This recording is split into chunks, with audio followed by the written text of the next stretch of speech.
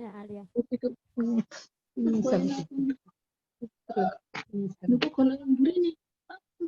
Iya. Iya. Ada yang punya. Assalamualaikum warahmatullahi wabarakatuh. Alhamdulillah berkahadirat Allah Subhanahu wa taala karena pada pagi hari ini kita dapat melakukan acara quality time dalam keadaan sehat walafiat. Walaupun kita melakukan acara quality time pada pagi hari ini dengan acara Zoom ya Mama.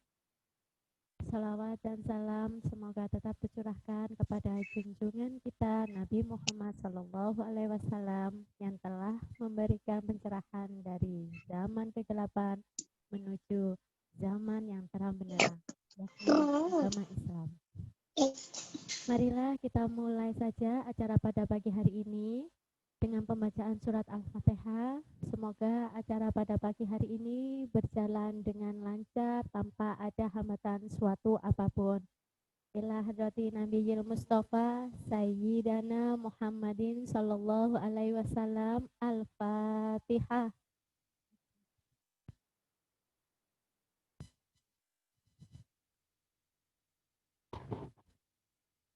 Selanjutnya saya akan menjelaskan tentang program karakter KB TKJIMI.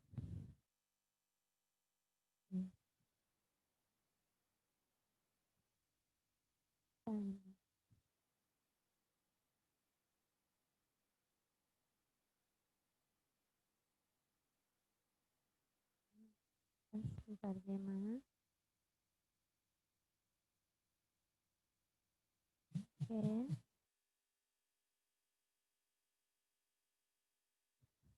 Program karakter KB TKJIMI tahun ajaran 2020-2021. Apa sih itu program karakter KB TKJIMI? Selanjutnya Pak. Selanjutnya.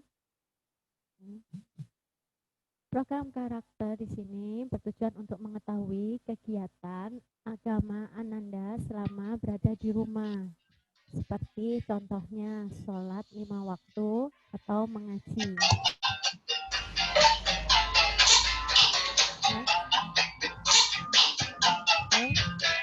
Halo.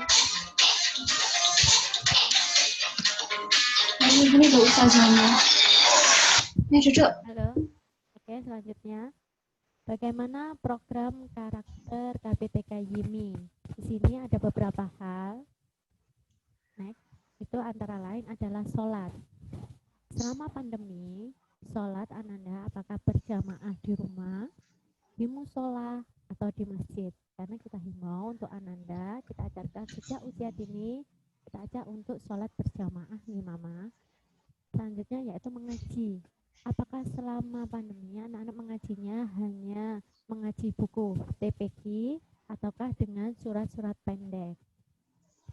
Dan selanjutnya yaitu aktivitas Ananda di rumah.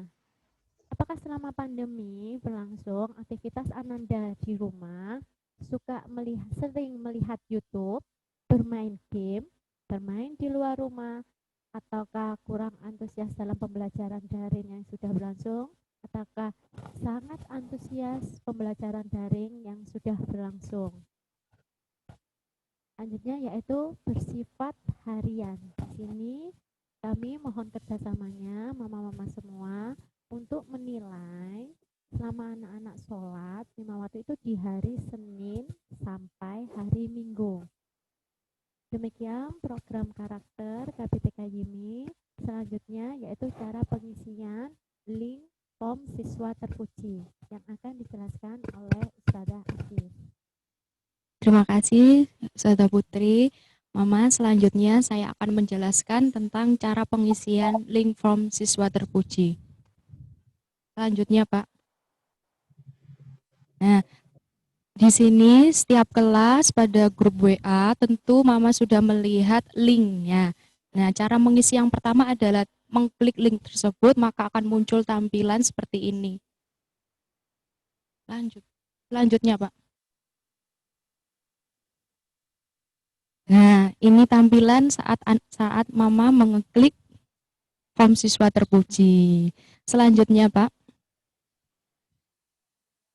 Nah, di sini Mama akan mengisi 3 hal, yakni nama, kelompok, dan nomor absen. Bila mana ketiga ini merupakan identitas siswa. Jadi mohon untuk tidak salah memasukkan Jema. Untuk nomor absen akan kami share dan sudah di-share di grup kelas masing-masing. Bentuk absennya seperti ini. Lanjut, Pak. Nah, seperti ini banyak nomor absen. Misal nomor 1, Afika. Maka nomor absennya yang diinputkan adalah nomor 1 dan kelompok B1. Begitu seterusnya. Selanjutnya, Pak. Oke. Nah, setelah mengisi identitas terdapat 8 soal. Bila mana nomor 1 sampai 5 berisi tentang sholat 5 waktu, yakni sholat subuh hingga isya. Jadi Mama memilih apakah Anda sholat sendirian, berjamaah, atau tidak. Memilih salah satu, Manjit. Selanjutnya, Pak. Lalu nomor 6. Selanjutnya, Pak. Ya, selanjutnya. Belum. Nah, nomor 6 ini adalah untuk pertanyaan tentang mengaji Ananda di rumah. Mengaji ini bisa surat pendek atau TPQ. Untuk nomor 7, Mama, itu setiap hari Sabtu dan Minggu tidak diisi Jema karena tidak ada kegiatan pembelajaran daring. Seperti itu. Jadi Senin sampai Jumat mengisi semuanya, tapi untuk Sabtu Minggu nomor 7 tidak diisi Jema.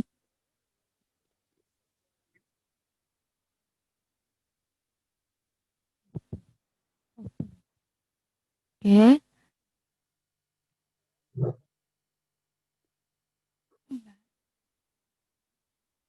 Nah, setelah selesai, Mama mengklik tombol kiri, maka akan terlihat skor Ananda. Di sini ada 90 per 153, di mana 153 ini diabaikan, Jema. Kita melihat skornya dari 100. Berikut skornya. Nah, ini kita berpatokan pada angka 100. Bila mana Ananda berjamaah, maka akan mendapat skor 15. Nah, untuk nomor 6, kalau sudah mengaji dapat skor 15 dan seterusnya. Jadi apabila Ananda mendapat nilai 70 hingga 100 itu sudah bagus nih, Ma. Oke, kami memohon kepada Mama untuk mengisi link ini setiap hari Senin dan Minggu. Namun apabila jadi sistemnya ini bersifat harian, Ma. Jadi kalau harinya sudah berganti dan Mama belum mengisi di hari tersebut, maka ketika mengisi tidak dapat terinput, soalnya sistemnya berdasarkan harian, seperti itu, Ma. Jadi setiap hari harus menginput dan tidak bisa menginput di hari yang sudah lalu. Oke, terima kasih Mama sebelumnya. Sekian dari saya kembalikan ke Ustazah Putri.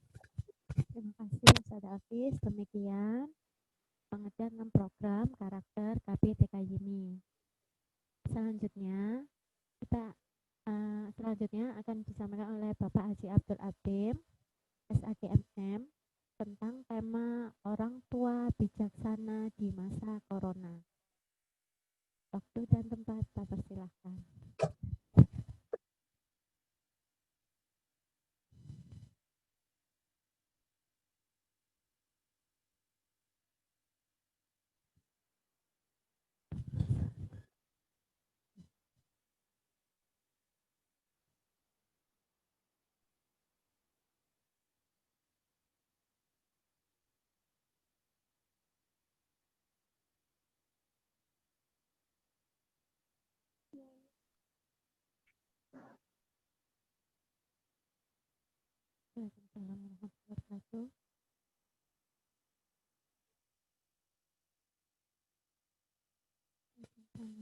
Assalamualaikum warahmatullahi wabarakatuh.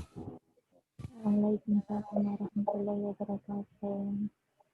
Bismillah, alhamdulillah, wassalatu wassalamu ala rasulillah wa ala alihi wa sahbihi wa mawala la hawla wa la quwata illa billah amma ba'd. Ibu-ibu yang sangat saya hormati, puji syukur alhamdulillah. Pada saat ini kita masih diberikan oleh Allah Subhanahu wa taala kesehatan, nikmat, rahmat, fadl dan taufik sehingga pada saat ini kita masih bisa bersama-sama untuk memikirkan bagaimana masa depan anak-anak kita yang merupakan investasi kita, dan mudah-mudahan apa yang ibu-ibu cita-citakan dan harapkan pada anak-anak kita mudah-mudahan dikabulkan oleh Allah Subhanahu wa taala. Selanjutnya salawat salam mudah-mudahan terlimpah curahkan keharibaan beliau Rasulullah Muhammad sallallahu alaihi wasallam dengan ucapan Allahumma sholli wa sallim ala sayyidina Muhammad wa dhaqat hilatuna atrikna ya Rasulullah. Ibu-ibu ini sehat semua ya? Nah, ya insya Allah ada di rumah. Ini yang mengikuti quality time di TK YIMI. Ada berapa, sorry? Ada? Ada berapa? Belum kelihatan. Ada sekitar 18. Nah, ini nanti yang lainnya biar nanti menyusul. Mudah-mudahan juga bisa mendengarkan dengan seksama.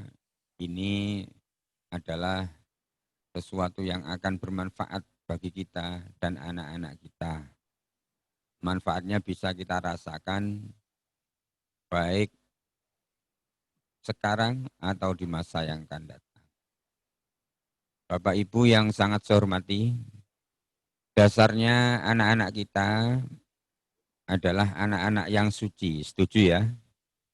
Setuju? Setuju. Oh, enggak ada suaranya. Saya kira setuju. Semua bayi dilahirkan dalam kondisi menang. Semua bayi sesuai dengan nalurinya mempunyai kecerdasan yang sama diri masing-masing. Yang orang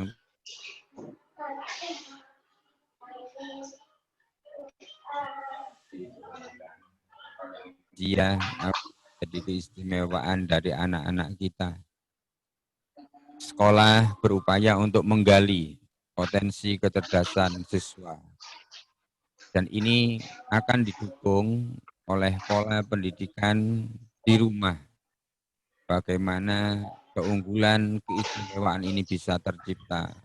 Sesungguhnya jika terdukung oleh pola pendidikan yang ada di rumah. Saat ini ibu-ibu mungkin galau, gelisah, pusing, atau bahagia bercampur. Mestinya ketemu anak-anak di pagi hari sampai siang secara terus-terus menerus ini sesuatu yang menggembirakan, menyenangkan. Tapi saat biasa sepertinya mestinya sekolah, tahu-tahu tidak ada di sekolah. Ini susah. Karena apa? Akan merangkap ibu rumah tangga plus guru. Akan merangkap orang tua sekaligus ibu rumah tangga, ditambah lagi tambahan pekerjaan guru.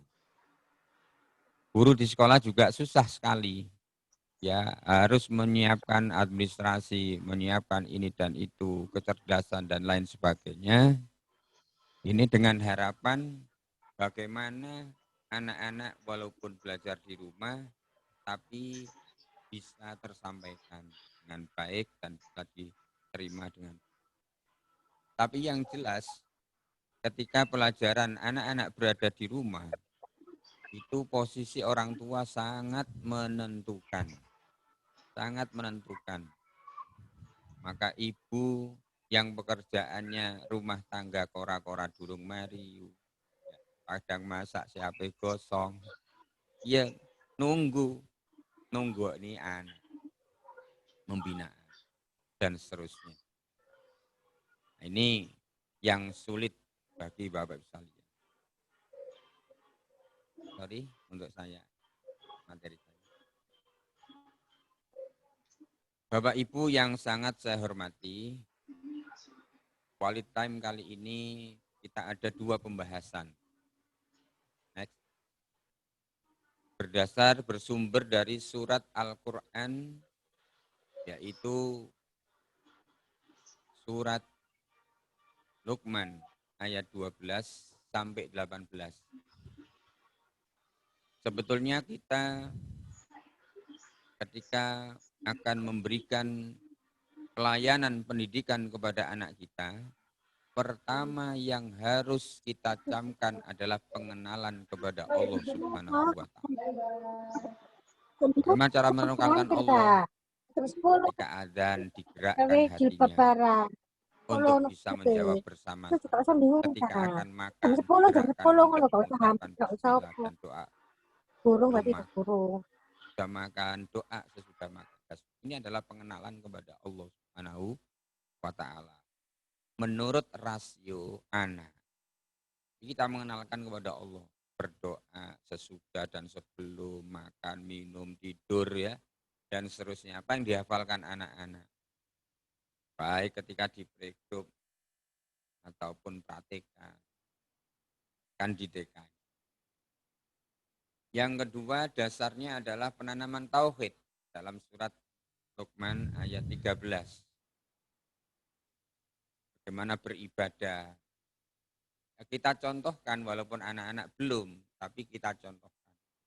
Jangan habiskan ibadah kita di masjid surau tanpa mengajak anak. Kalau tanpa mengajak anak di rumah Bapak Ibu harus ada sholat-sholat sunnah. Supaya anak-anak kita melihat bahwa ibu sholat, bahwa ayah sholat. Dan juga penanaman tauhid yang diperlukan juga penanaman akhlak, terutama berbakti kepada kedua orang. Jangan harapkan anak berbakti kepada orang tua. Kalau Bapak Ibu tidak membahasakan dengan baik terhadap anak. Baktinya anak kepada orang tua itu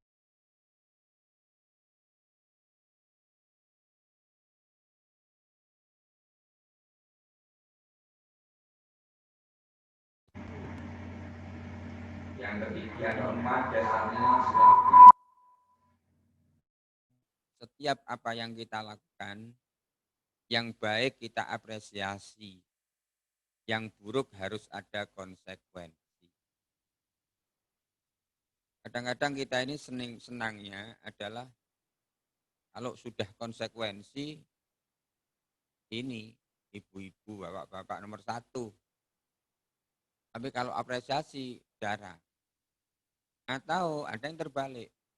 Apresiasi luar biasa, bahkan jelek pun diapresiasi. Ini kan khawatir. Yang bagus-bagus mestinya diapresiasi, sedangkan yang buruk harus ada konsekuensi.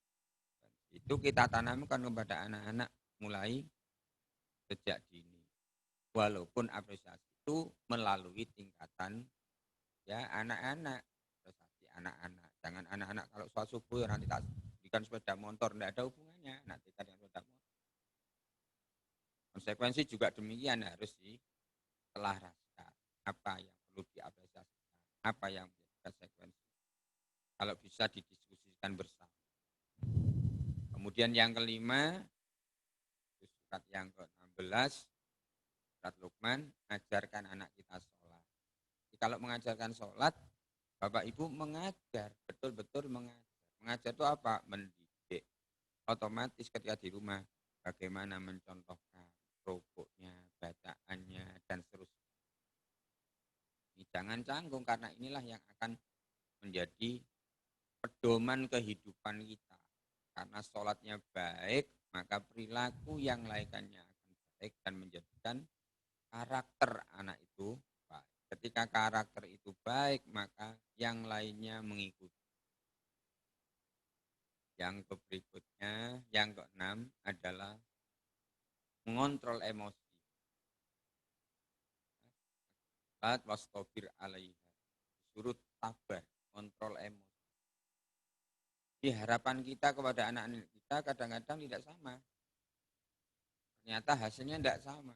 Tapi kita harus pandai mengontrol emosi. Kontrol emosi kita itu akan memberikan dampak. Anak juga akan bisa mengontrol emosi terhadap orang.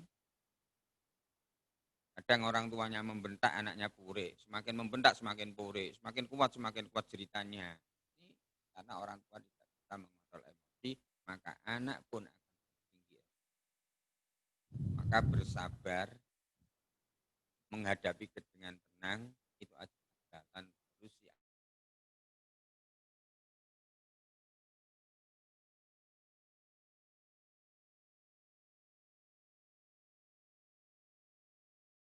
Kalau kebaikan kita terus ini baik, akan lebih baik begini, sampaikan. Dan semuanya yang kebaikan yang anak lakukan itu semuanya dimotivasi untuk semakin dikembang. Baik itu motivasi melalui pujian, melalui pengembangan bersama. Yuk bareng sama. Oh nek ngono tak, ayo sama saya. Ini. Itu bagus, lanjutkan. Dan ada yang terakhir, yang ke-8 adalah prevensi keburukan. Jadi kita ada kejelekan anak dan seterusnya itu harus jangan dibiarkan dulu, jangan ditonton dulu sampai melakukan buruk. Kalau sudah mau buruk langsung diarahkan ke yang baik. Jangan ditonton dulu sampai buruk dulu. Tapi ada prevensi, ada tindakan pencegahan jangan sampai mengarah kepada keburukan. Jadi kalau mengarah kepada keburukan aja ini kita harus sudah prevensi. Anak mau lari-larian di tengah jalan, jangan ditunggu nanti kalau sudah mau keserempet becak atau sepeda, jangan. Tapi harus sudah ada prevensi. Ini seperti itu gambarannya, termasuk dalam lingkungan kita, dalam perilaku anak-anak. Next. Selanjutnya masuk pada materi. Nah, ini dasar-dasarnya surat Al-Quran, Luqman ayat 12 sampai 18. Selanjutnya adalah kita orang tua. Itu ketika anak-anak kita sekolahkan, keinginan kita itu adalah keinginan untuk supaya anak patuh kepada orang tua. Tidak hanya patuh kepada guru, tapi patuh kepada orang. Maka yang pertama, dalam dunia analisis pendidikan, itu yang pertama yang menjadikan dampak besar anak patuh pada orang tua adalah satu, memberi contoh. Dan ini jauh-jauh zaman Rasulullah sudah disampaikan bahwa lisanul hal afsahu min lisanil maqal. Memberikan nasihat kepada anak dengan ucapan itu nilainya rendah. Sedangkan memberi nasihat kepada anak berupa contoh itu jauh lebih berharga. Jauh lebih bermakna.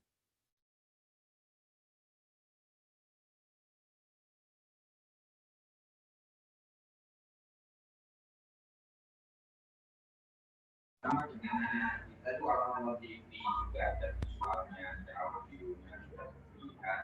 Langsung begitu selesai TV-nya udah langsung bisa mencontohkan apa yang dia dengar, apa yang dia lihat, terutama yang dia lihat. Memberi contoh ini kalau kita tidak di dunia visual maka lebih jauh, lebih bermakna lagi. Karena apa? Berupa pengalaman. Bukan oleh karena memberi contoh itu adalah pendidikan yang terbaik, maka menjadi contoh itu jadikan dasar awal dalam semua pendidikan anak di rumah. Jadi kalau anak kepingin anak membaca Al-Quran, ya dului bahwa orang tua memegang Al-Quran, membaca Al-Quran. Nah, kalau orang tua pegang toh Al-Quran terus kemudian ngomong, ayo baca, aku sendiri belum baca, anak akan protes. Jadi kita membaca, ini memberikan contoh, keteladanan. Dikata Rasul, ulama bukan Rasul, lisanul hal afqahu min lisanil maqal, bahwa memberi contoh itu lebih baik daripada sekedar nasihat berupa kata-kata. 1000 kata-kata tidak akan dicontoh, tidak akan dia lakukan, tapi satu kali contoh bisa menjadi contoh dan teladan bagi anak, menjadi pengalaman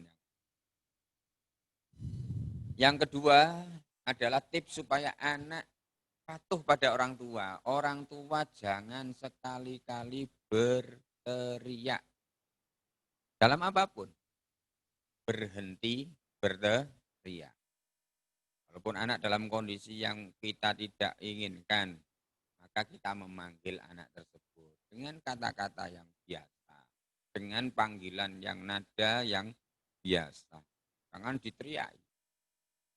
Karena berteriak itu tidak akan menyelesaikan masalah dan bahkan bisa menjadikan stimulus anak tersebut, rangsangan anak tersebut semakin membenci orang tua karena dia malu di hadapan orang lain ketika teriakan itu terdengar oleh orang lain yang menyebabkan dia semakin malu. Maka down, depresi, dan seterusnya itu akan muncul menjadi watak dalam dirinya karena teriakan orang. Bahkan teriakan orang tua itu akan menusuk dalam hati seakan-akan keakraban itu hilang saat itu. Keakraban orang tua kepada anak seakan-akan hubungan itu hilang. Ini yang kedua. Yang ketiga, bagaimana supaya anak kita patuh kepada orang tua ini? Kalau Rasul itu mengatakan birru aba'akum tabirru abna'akum. Kalau anak-anak kalian kepingin baik, kita harus baik sama kedua orang tua kita. Oh, ternyata kita tidak boleh ada kontradiksi dengan orang tua kita. Kalau anak kita tahu bahwa kita itu dengan mbahnya, dengan kakeknya, dengan mertua kita, kan mbahnya, neneknya, dan sebagainya, itu ada gap. Maka jangan harap anak kita juga bisa hubungannya baik. Karena apa? Karena ada hubungan. Bahwa kalau kita baik terhadap orang tua kita, anak kita juga baik. Ini hubungan. Maka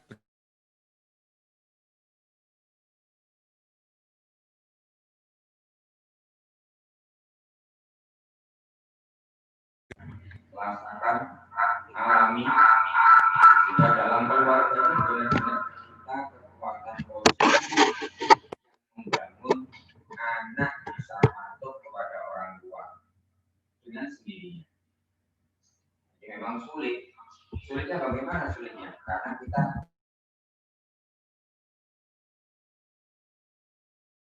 anak-anak kita juga mestinya memberikan PR. Yang satunya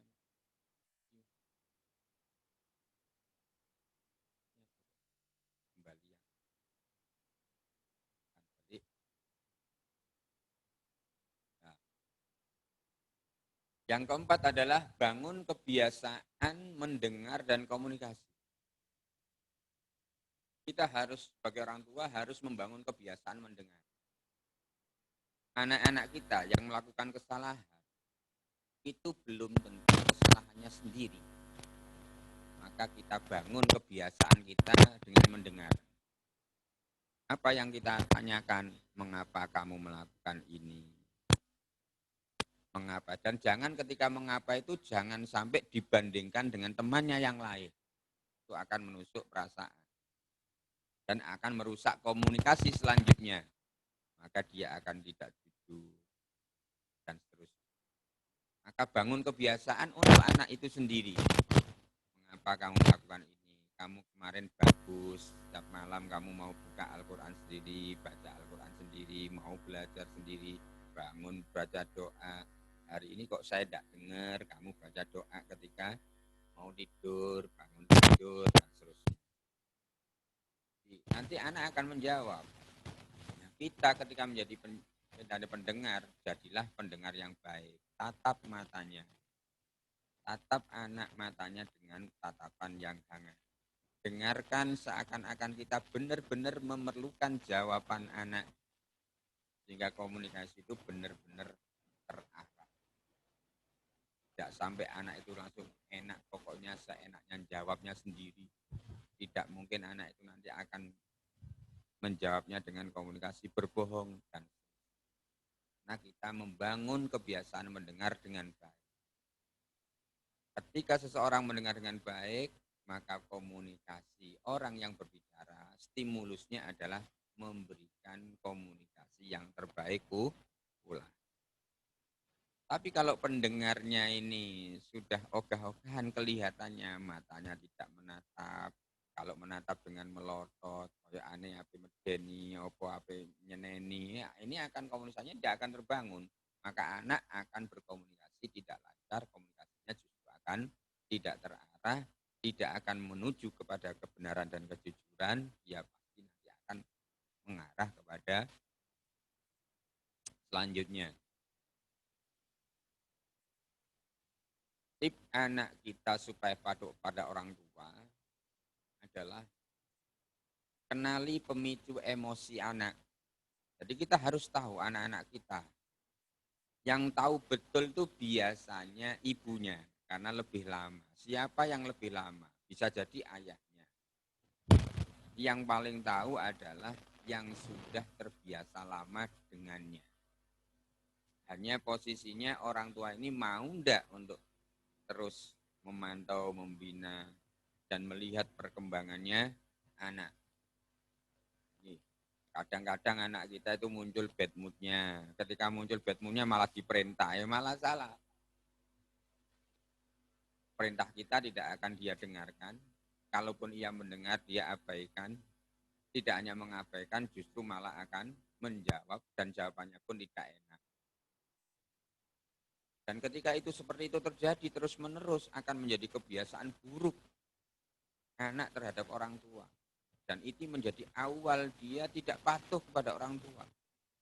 Sekali tidak patuh kepada orang tua dan itu ada pembenaran. Artinya orang tua biasa saja, cuek dan tidak ada pendidikan.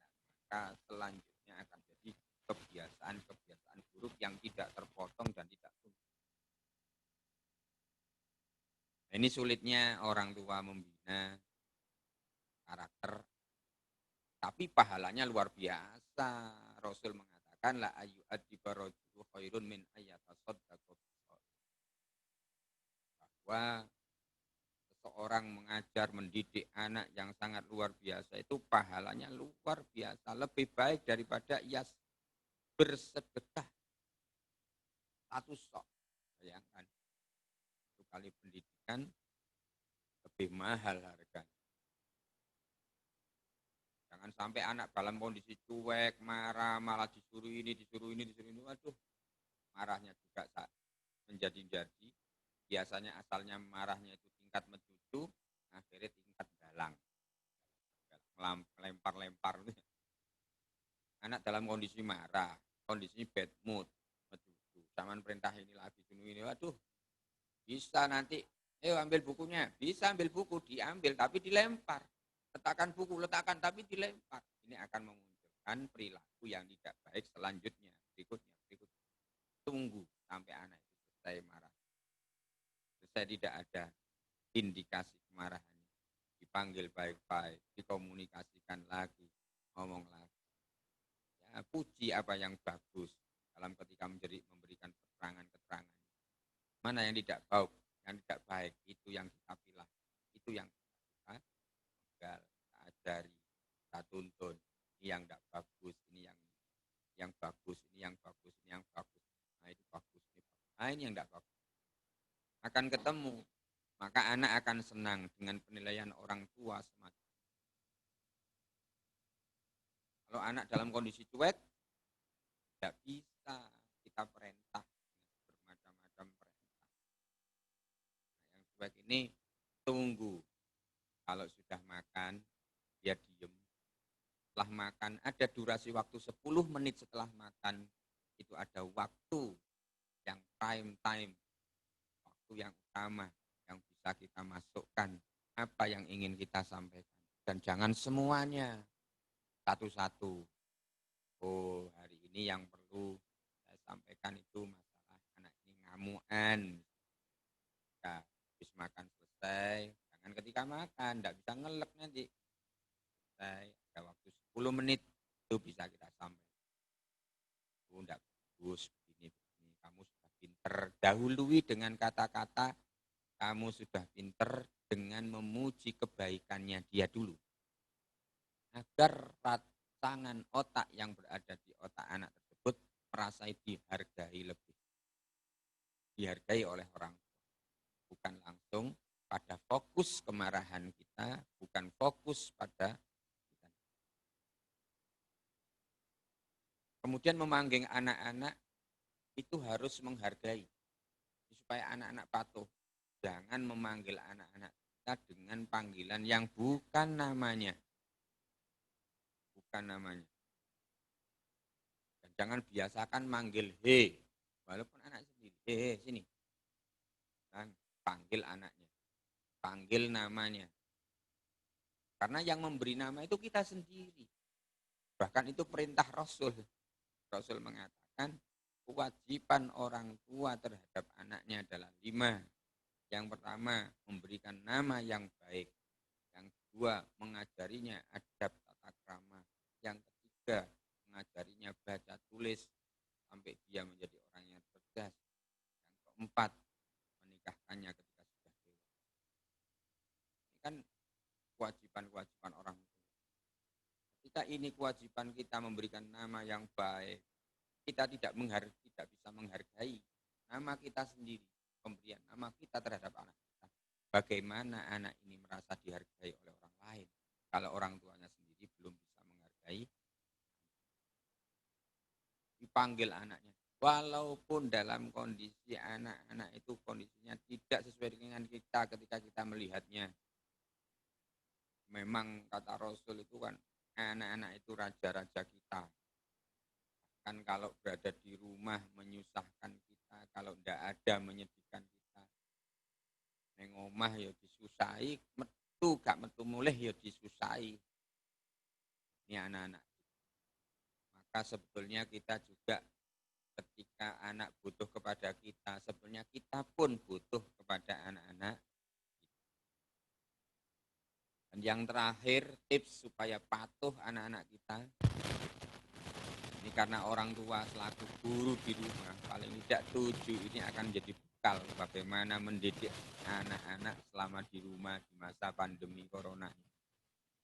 Tidak ada guru yang nyanggung di situ sampai berjam-jam, yang bisa menyontoi secara langsung, yang bisa memberikan nasihat secara langsung, atau mengajarkan yang lain. Maka orang tua harus selalu berkomitmen. Maka komitmen itu dibuatlah aturan-aturan yang jelas. Kalau kamu bangun subuh, kamu nanti sama ayah bisa jalan-jalan, ke sana, lihat ini, lihat itu. Kalau kamu tidur terus, maka kamu nanti bangunnya sekian, makanya terlambat, tidak bisa ini, tidak bisa itu. Tidak ada aturan-aturan yang jelas. Artinya penjelasan kepada anak apa yang menjadi sebab. Karena ada sebuah sebab, apa akibatnya itu harus kita sampaikan. Karena anak itu berpikirnya tidak panjang. Anak yang umur 1 tahun, 2 tahun, maka dia mampu berpikir dengan kata-kata hanya 2 menit.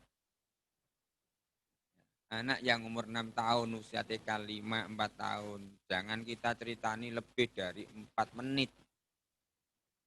Dia tidak paham. 4 menit, selang lagi. Yo, 4 menit, masuk lagi, kemudian lagi. Seperti itu, memasuki dunia. Nah, tidak begitu, anak disuruh duduk, terus diceramain orang tua, 30 menit. Yang bisa dia cerna hanya 5 sampai 6 menit. Itulah konsentrasinya. Dia tetap duduk, tapi tidak konsentrasi. Dan juga ikuti konsekuensi. Selain selalu komitmen aturan, itu konsekuensi yang saya sampaikan tadi. Kalau kamu bangunnya kesiangan, maka kamu sudah tidak subuh. Kalau kamu tidak subuh, berarti kamu tidak dapat doanya malaikat. Kalau kamu tidak dapat doanya malaikat, bagaimana kamu dicintai sama Allah? Dan itu yang kita terapkan kepada anak-anak kita.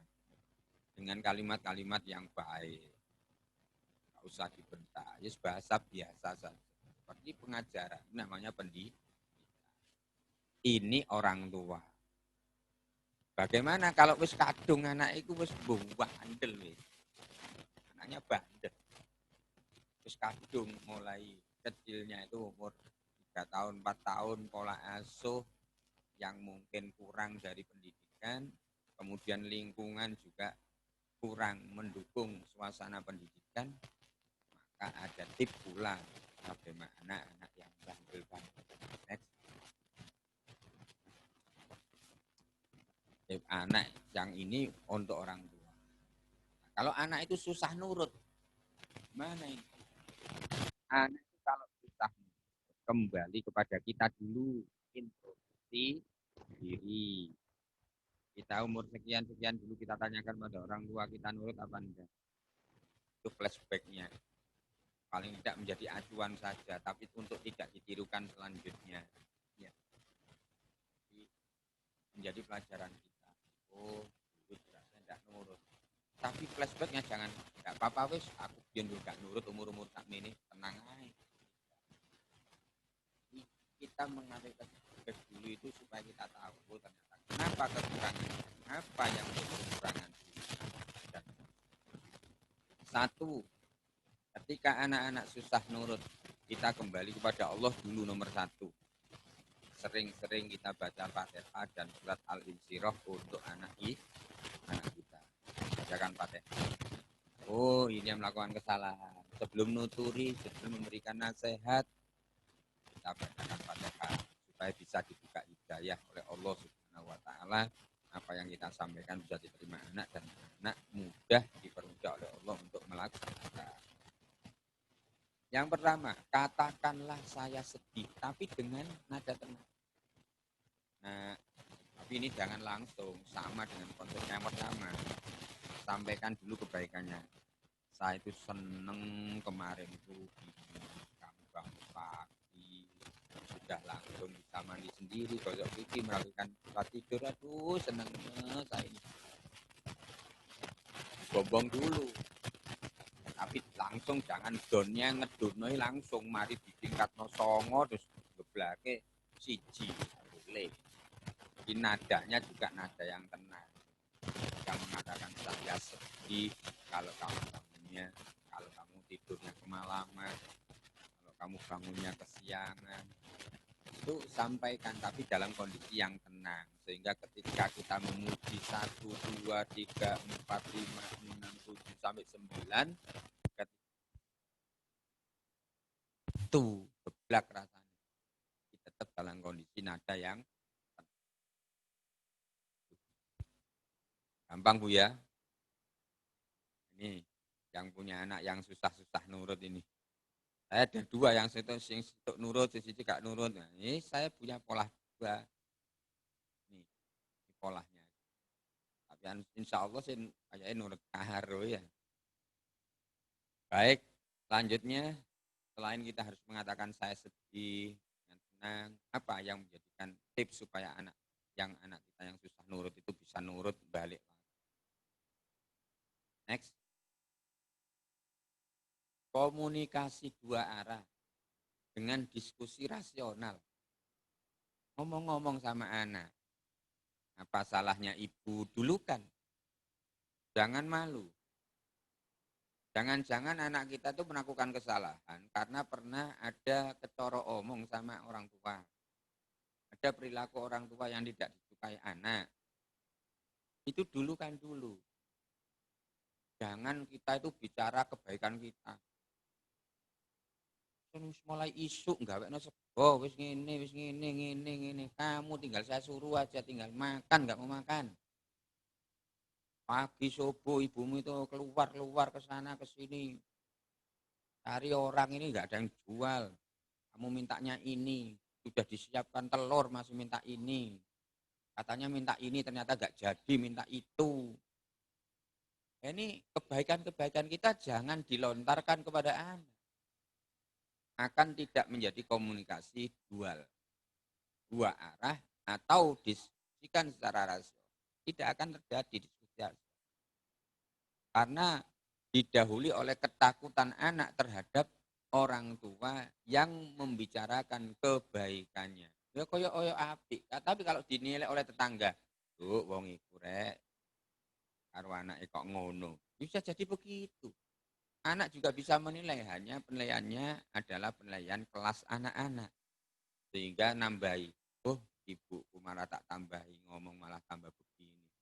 bapakku tak mau begini tambah begini. Akhirnya tidak tercipta komunikasi dua. Semakin tidak ada komunikasi dua arah, ini akan menimbulkan kesusahan kita sendiri. Itu laku orang tua terhadap ngatur anak kita. Anak susah diatur, tidak mau nurut itu karena diskomunikasi atau tidak ada diskusi rasional dalam hidup. Apa yang kita biasakan dalam diskusi rasional? Mau tidur kita ceritain. Apa yang perlu kita ceritakan? Kita cerita agama, nabi, apa saja yang bisa kita ceritakan. Atau kehidupannya anak itu sendiri. Karena kita bekerja, kita minta cerita anak-anak. Mulai pagi apa yang kamu kerjakan. Kamu senang sama siapa saja. Temanmu namanya siapa saja. Apa yang diomongkan temanmu. Kita perlu tahu itu. Oh itu bagus, temanmu yang ini baik. Yang ini kurang baik. Kenapa dia harus saat itu ngomong begini, padahal ngomong gini itu tidak bagus. Ini itu ya, adalah omongannya setan. Dan seterusnya. Apa yang kita keluarkan dari komunikasi dua arah dari rasional kecil antara raja kecil kita dengan kita sendiri. Yang harus kita camkan kan anak-anak itu raja kita. Yang kalau dia memerintah kita itu setangannya kudu meramut. Kudu manut ya kudu ngeramut. Next. Berikutnya, waktunya kurang 5 menit ini kayaknya. 10 menit ya. Yang kedua, supaya anak-anak kita nurut. Dan padahal anak kita itu susah nurutnya. Itu yang kedua. Yang ketiga, lakukan evaluasi lingkungan. Jangan-jangan kalau kita di rumah ini sudah dengan baiknya anak-anak itu sak durunge melbune wis bener. Mlebu ning gone jerone omah. Assalamualaikum. Tak taunya sepatunya diuncal. Ber. Tahu tasnya dibandeng. Dah. Capek mah. Belum ngono itu orang itu sudah Bapak Ibu sudah mulai prevensi. Begitu kelihatan anak mulai kludik itu engselnya pintu mau dibuka, orang tua langsung jujuk ke anaknya. Assalamualaikum Waalaikumsalam, cek pinter ya anakku, sakno pegel njaluk ngombe apa lho. Ya Allah, rajaku, raja kecilku lah. Seperti itu kan jarang kita lakukan, apresiasi kebaikan. Anak sudah baik, wis gelem ngaji, wis gelem melaku sepedaan aduh. Tapi mulai wis ditakoki nilai. Naik tangga. Sudah kecepet wis gak sekolah, gak ngaji. Buka. Kono nani gurune gak naik-naik, mulai ditambahi wong tuane. Stres. Maka evaluasi lingkungan itu yang pertama bukan lingkungan sekitar yang buruk, tapi kita sendiri dulu. Apa yang salah? Apa yang kurang di orang baru nanti ke tetangga. Jangan buru-buru tetangganya dulu. Wah, yang salah itu keluarga itu. Arek nang nakal-nakal koncoan karo arek wis gak genah pian. Nah, kalau kita itu anak yang baik. Kalau dia mampu berpengaruh, maka lingkungan yang buruk pun bisa berpengaruh menjadi itu karena punya dasar. Maka lakukan evaluasi lingkungan. Lingkungan yang pertama adalah lingkungan keluarga. Karena secara analisis pendidikan, evaluasi lingkungan keluarga lah yang menentukan 70% untuk keberhasilan pendidikan. Terutama masa pandemi karena banyak di rumah. Berikutnya menit ini. Kondisikan perintah dengan waktu anak. Kapan kita merintah kepada anak? Dilihat waktunya. Waktu capek apa waktu tidur apa waktu apa. Perintah itu berupa sesuatu yang berat apa ringan atau yang sedang, kita kondisikan. Jangan siang-siang malah anak disuruh keluyuran nyari-nyari apa gitu. Itu juga anaknya juga akan jawab males untuk wae. Ketika ada jawaban itu menjadi timbul pendidikan mengajarkan yang baru terhadap pembantahan anak kepada orang. Dan perintah orang tua itu sebetulnya harus sakti. Sehingga bagaimana cara perintah ini? Nek iki tak perintah no saiki kira-kira dikerjakno apa enggak? Nek kemungkinan 80% dikerjakan perintah.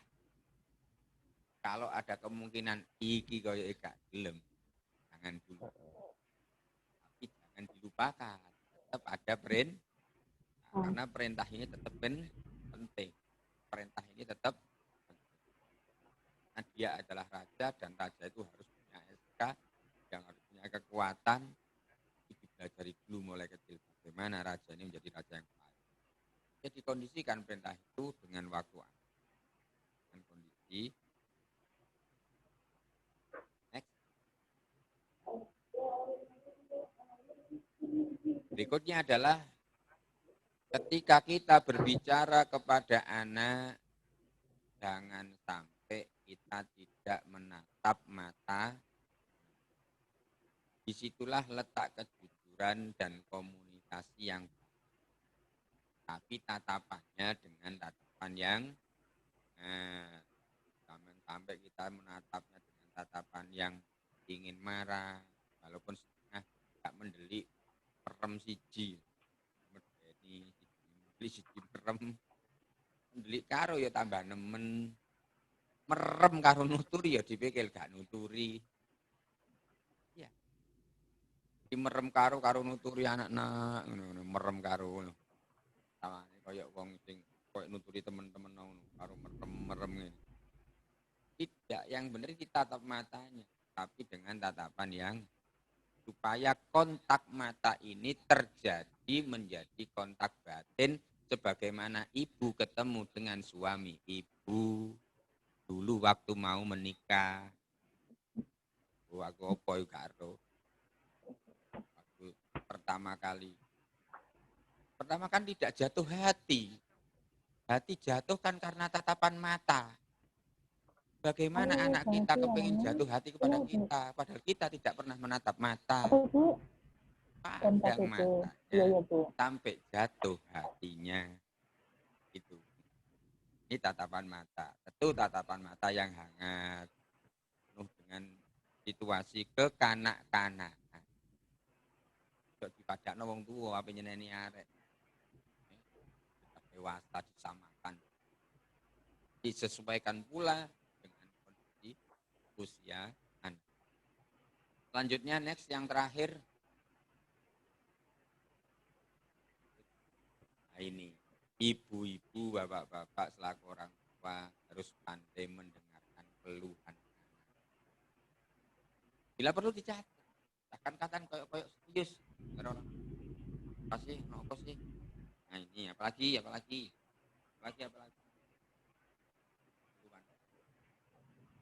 Apalaginya kayak saya tadi, lagi. Dengarkan keluhannya dengan santuy karena sekarang. Ya, pasti kayak apa? Kamu tadi kenapa nangis? Ini kayak oh, nah, terus ini kita dengar. Kenapa ndak mau ngaji? Oh ada temannya sing rodok nuwakal. Oh bener lemu ireng durung anu sik mendelik tok wis gak wani. Yang berwarna Pak Bu. Keluhannya. Ini yang tentu yang supaya anak-anak itu yang susah diatur itu tidak bisa. Next. Selanjutnya, selamat Bapak Ibu menjadi orang tua sekaligus guru yang super. Karena kemampuan Anda saat ini sedang diuji oleh anak kita sendiri. Sebagai penghujungnya, sekolah dimanapun itu bagus. Yang lebih bagus itu bagaimana kita melihat guru-gurunya. Jangan dilihat bangunannya, tidak dilihat dari fisik bangunan maupun kelengkapan fasilitasnya. Itu semua adalah daya dukung.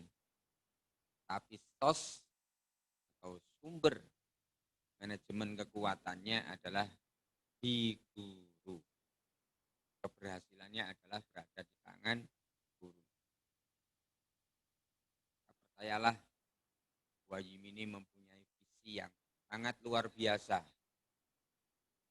Oke, agamanya top, pendidikan. Nah, alhamdulillah, kalau di TK mungkin sudah ada yang inden-inden. Mudah-mudahan bulan November, Desember sudah terpenuhi. Nanti targetnya berapa ini? 50. Wah, 50. Paling 50 Oktober sudah penuh ini. Kira yang punya tetangga, yang punya saudara. Eman-eman ya. Kalau menilik bagaimana, ini mahal dan seterusnya, lebih mahal kita bayar asuransi. Lebih mahal kita mau nyicili apa yang enggak jelas. Pacan si ono kepengen ganti. Kompor masih bagus, masih kepengen beli lagi. Di guyon. Untuk yang tingkat SD, alhamdulillah ini sudah ada 3 kelas. Kita akan menerima 4 kelas, 3 kelas, dan insya Allah sudah mulai ada interview. Oktober, November, mudah-mudahan ini sudah selesai.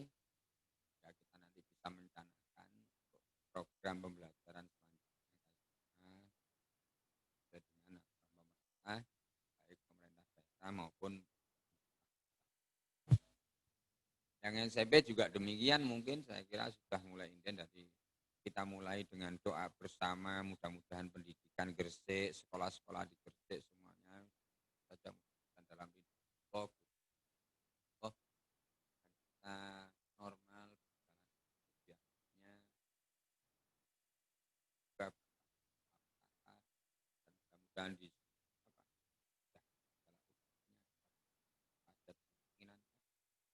ini harapan kita semua. Kita awali dengan kegiatan yang lainnya mengenai kepada wali murid untuk nanti insya Allah bulan Oktober supaya ada bagaimana orang rakyat orang kuat tentu, tapi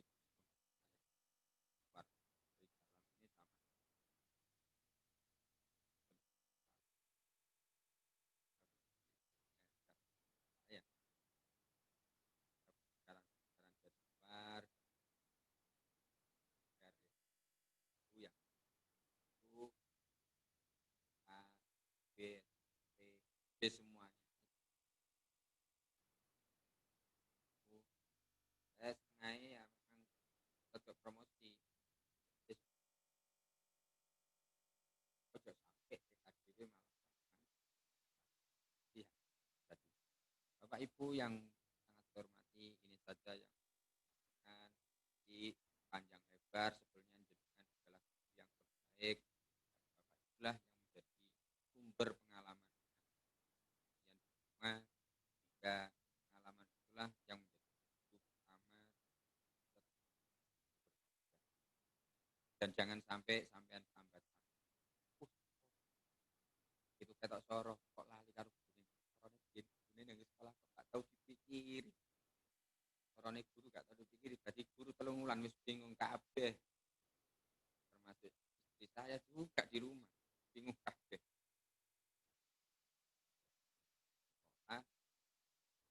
bingung kabeh ya biasanya anak guru-guru titik-titik itu apalagi yang saya pikirkan yang mau tidak mau ibu-ibu dan bapak guru yang harus dijadikan guru terbaik dan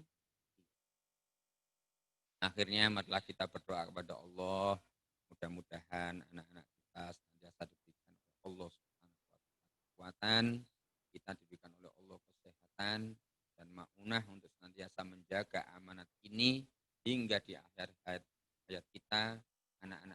menjadi orang-orang yang soleh, solihah, membanggakan diri kita, menaikkan derajat kita di hadapan Allah Subhanahu wa Ta'ala, dan yang terpenting akan menjadikan mahkota kita untuk masuk ke surga kita pada Allah Subhanahu wa Ta'ala. Bapak Ibu, mari doa Fatihah. Mudah-mudahan orang tua-tua kita, guru-guru kita yang telah mendahului kita, senantiasa Allah Subhanahu maghfirah, diangkat derajatnya, dan kita mudah-mudahan guru-guru yang profesional sesuai dengan bidang kita masing-masing, dan mudah-mudahan diberikan kesabaran, ketabahan. Titipannya Bu Pres itu lali lho Pak Bahasen, ngomong beres PP wongi beres. Bapak Ibu sekalian saya hormati, ya, karena itu Bapak Ibu hormati, kita berdoa mudah-mudahan kita di lapangan, kita dikawal oleh Allah, dituntun zahiran wa batinan untuk menjadi yang berguna di masyarakatnya, di masa yang menjadi pemimpin-pemimpin, jadi lingkungannya masing-masing dan masing-masing kecerdasan dan masing-masing. Al-Fatihah.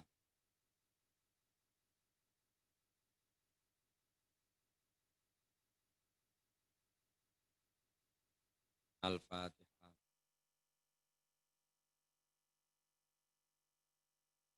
Bismillahirrahmanirrahim. Alhamdulillahirabbil alamin. Allahumma shalli wa sallim ala sayyidina Muhammadin salatan tunjina biha min jami'il ahwali wal afati wal baliyat wa tusallimuna min jami'il asqam wal amrad wal alam wal ahad wal firusat wa taqdi lana jami'al hajat wa tutahhiruna min jami'il uyub was sayyiat wa tarfa'una biha indaka a'la darajat wa tuballighuna bi aqsal ghayat min jami'il khairat hayat wa ba'dal mamat. Allahumma aslih umurana wa umura auladina wa abnaina wa banatina salahan tama bi rahmatika ya arhamar rahimin.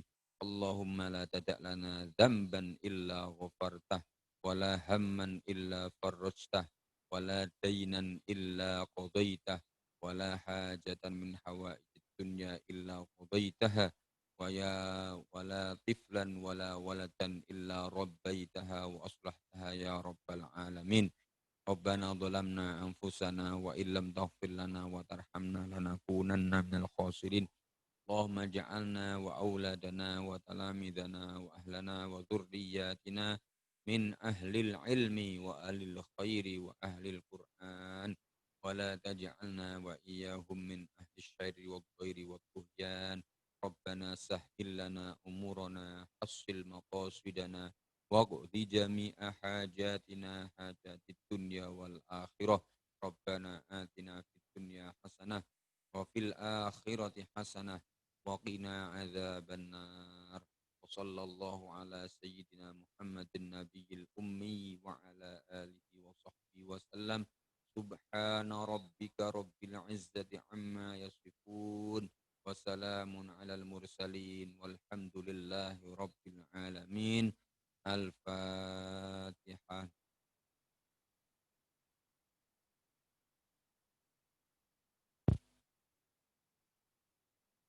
Terima kasih. Assalamualaikum warahmatullahi wabarakatuh. Waalaikumsalam warahmatullahi wabarakatuh.